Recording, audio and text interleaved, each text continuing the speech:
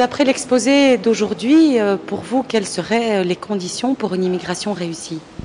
La première condition, ça serait certainement que la situation économique et sociale soit moins mauvaise que ce qu'elle est actuellement. C'est beaucoup plus facile d'intégrer des nouvelles populations quand on a une population qui n'a pas trop elle-même, une population locale qui n'a pas trop elle-même de problèmes d'existence à surmonter.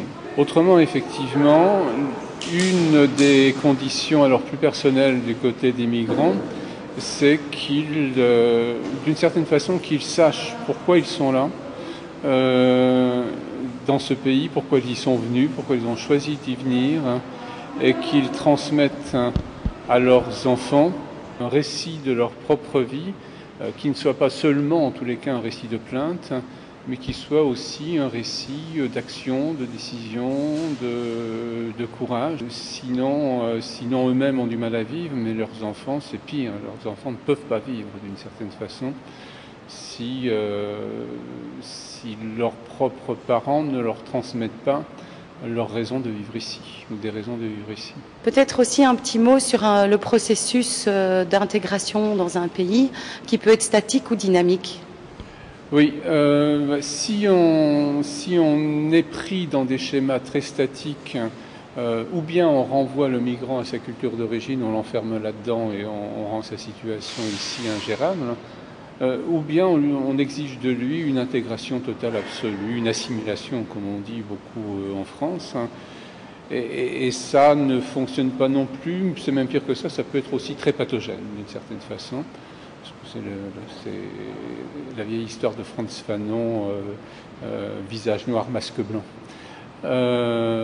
Et la solution à laquelle on est condamné d'une certaine façon, si on veut échapper à ces deux écueils, c'est d'avoir une vision effectivement dynamique, progressive, complexe aussi de la construction identitaire, de l'insertion, du rapport au pays d'accueil et du rapport au pays d'origine aussi par la même occasion.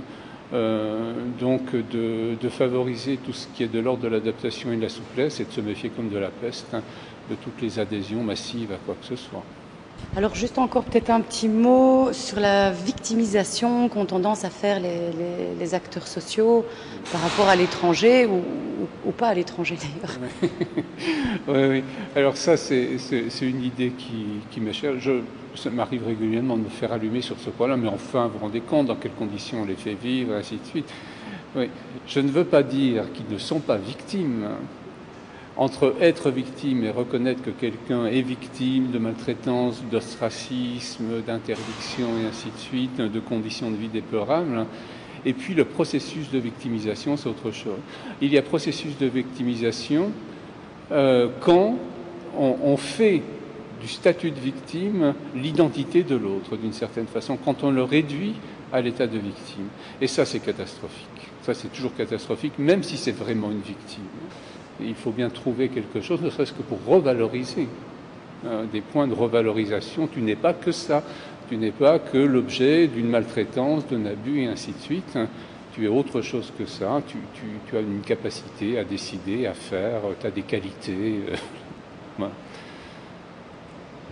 La réduction au statut de victime, c'est terrible.